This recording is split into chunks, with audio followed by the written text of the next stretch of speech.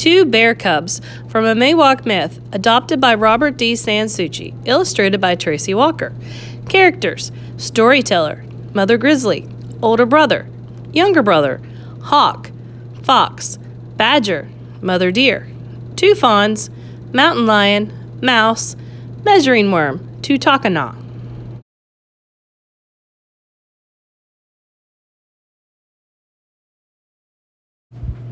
Prologue. Storyteller enters from stage left. Many snows have come and gone since the story was first told. My people, the Miwok, live in California, some in what is called Yosemite Valley. We tell stories of the old days when animal people lived in the valley. One story begins with Mother Grizzly going to the river to catch fish for herself and her cubs. Exits. Scene 1. Setting: a forest and mountain, stage left. Open sky dotted with clouds, stage right.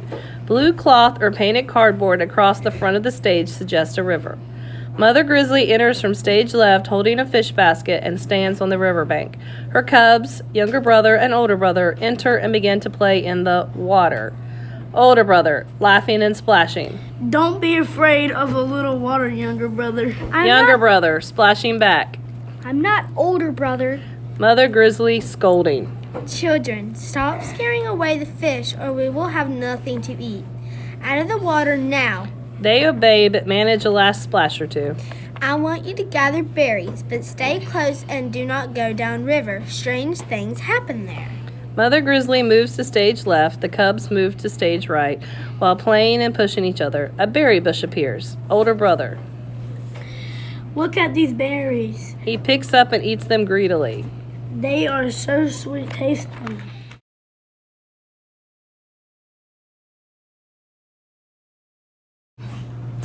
Younger brother. We should take them back to Mother. When older brother ignores him, the younger cub begins eating berries too.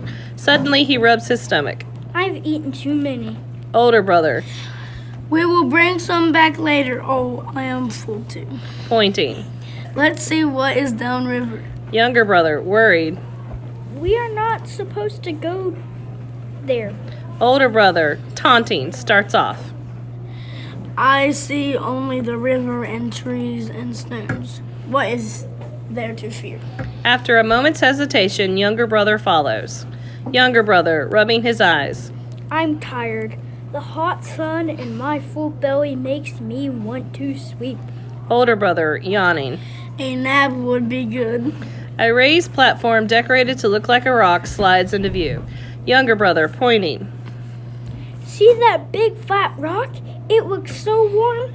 Let's rest there. The cubs slide down side by side, stretch, and fall asleep. Storyteller, entering stage left. The cubs fell asleep on the stone, but the stone was the seed of a mountain.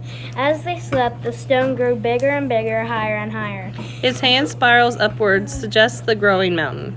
It carried them so high that only Hawk saw them as he flew by. Pauses. Hawk enters stage right, waving his arms like wings. He flies past the rock, looks at the sleeping cubs, and then flies back off stage the way he came. Storyteller, continuing. Meanwhile, Mother Grizzly wondered what had become of her cubs. Exit stage left.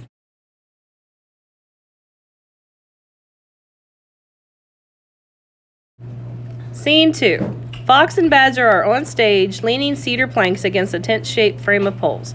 Mother Grizzly enters stage left, calling. Older brother, younger brother. Mother Grizzly sees Fox and Badger. Fox, Badger, have you seen my cubs? No, Fox, No, I have been helping Badger build a new home. Badger. Neither of us has seen them. We will help you look for them. Fox, Badger, and Mother Grizzly search to the right. Mother Deer and Fawn enter stage left and seat themselves grinding acorns. Fox, Badger, and Mother Grizzly return to stage left and discover Mother Deer and her two fawns. Mother Grizzly. Mother dear, my little ones are missing. Have you seen them? Mother Deer. They have not come by while my children and I were grinding acorns, but we will help you find them. Mother Deer and Fawns rise and join the others as they move to stage right and then back again to stage left. They meet Mountain Lion carrying a load of firewood.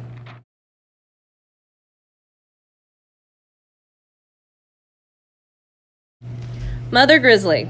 Mountain Lion, we are looking for my lost cubs. Mountain Lion sets her burden down. I will help you find them. All move to stage right while Mouse enters from left and sits. Mouse is weaving a basket. The group at stage right moves left and meets Mouse. Mother Grizzly. Mouse, have you seen my cubs? We have searched everywhere for them. We have looked in hollow logs, and in caves, and in the berry patch, and in the honey tree. Mouse rising. No, but I'll help you. Perhaps they went downriver. Mother Grizzly. I warned them not to go there. Mother Deer patting Mother Grizzly's shoulder and glancing at her own fawns. Sometimes our little ones do not listen very well. I agree that we should look downriver. The animals on stage move slowly toward the mountain. Fox, stopping, pointing. Look, everyone. There is a mountain where there was only a stone before. All slowly raise their heads as they scan the mountains from base to summit. As they do, Hawk enters as before, flapping his wings. Mother Grizzly. I see Hawk. Cups paws around her mouth and shouts up to Hawk.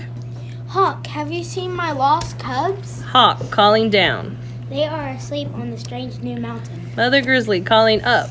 Please fly to my children, wake them, and help them find their way down.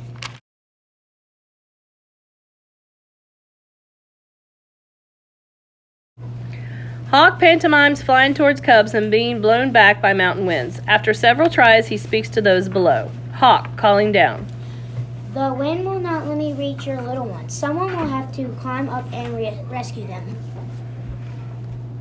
Storyteller enters stage left. One by one, the animals tried to reach the cubs. Animals pantomime their attempts as Storyteller speaks. Mother Grizzly tried several times but always tumbled back. Mouse jumped from stone to stone but quickly got scared and jumped back down. Badger climbed a bit higher. Mother Deer a little bit higher. Fox did even better. But none succeeded. Even Mountain Lion failed. When Mother Grizzly sees this, she begins to weep.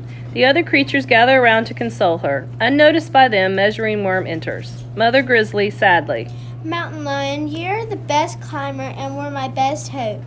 There is no one now who can save my cubs. Measuring Worm. I will try. The other animals turn and stare at him, and then all except Mother Grizzly begin to laugh. Mountain Lion. Foolish Measuring Worm, do you think you can do what the rest of us have all failed to do? Mouse meanly. Tutakana, your name is longer than you. Storyteller appearing stage left. My people call Measuring Worm Tutakana, which means little curl stretch. He moves by stretching two, then curling talk, the way a caterpillar moves. Mother Grizzly drying her eyes. I welcome your help.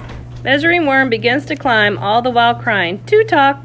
The other animals sit, staring at the mountain, watching as the worm stretches and curls in a climbing motion. Measuring Worm loudly. Tutak, tutak.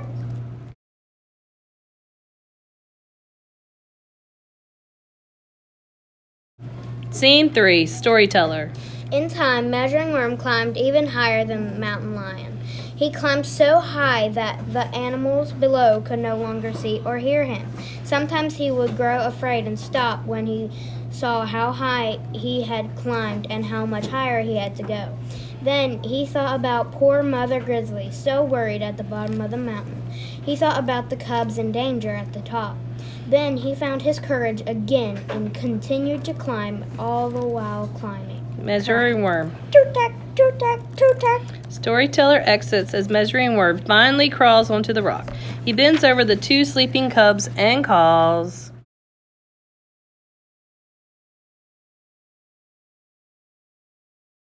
Measuring Worm. Wake up! The cubs are drowsy as they wake and stretch and yawn. Older brother crawls and looks over the side of the rock. Younger brother, something terrible has happened. Look how high we are. Younger brother, also on his knees, peers down. We are trapped here. We will never get back to our mother. The cubs begin to cry. They have forgotten Measuring Worm. Measuring Worm, comforting the cubs. Do not be afraid. I have come to guide you safely down the mountain. Just follow me and do as I say. We will follow the safe path that brought me here. Older brother. I am afraid I will fall. Younger brother. I'm scared too. Measuring Worm gently. Surely Mother Grizzly's children are not so afraid, for she is the bravest creature in the valley. Older brother, puffing out his chest and beating it with his paw. We are grizzlies. We are brave. Younger brother, doing same. We will follow you. They pantomime following a safe path in single file with Measuring Worm leading, older brother following, and younger brother behind. Below, Fox suddenly spots something, stands up, and peers more closely.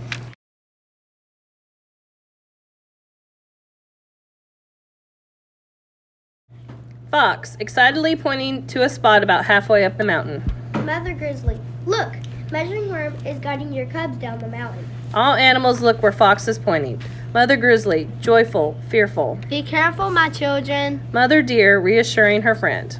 Trust Measuring Worm. He has brought them safely this far. He will not fail you now. The animals continue to watch. They slowly lower their gaze to follow the climbers as they come down the mountain. At last, the cubs and Measuring Worm make a final leap from the mountain to the ground. The cubs run to their mother. Mother Grizzly gives them a big hug. She pushes them away and shakes her finger at them. Mother Grizzly, scolding.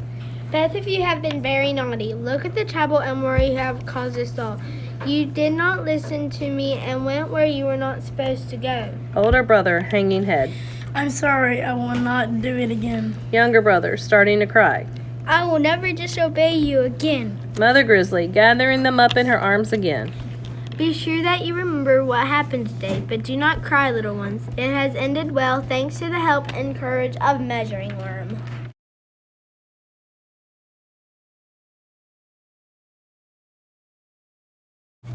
The animals gather around Measuring Worm and congratulate him. Storyteller, enter stage left. Then all the animals decided to call the new mountain Tuchakanula, which means Measuring Worm's stone. This was to honor the heroic worm who did what no other creature could do. He saved the 2 bear cubs. The mountain held his name for many years, until newcomers named the mountain El Capitan. We Miwok still call the mountain Tuchakanula to this day. The end.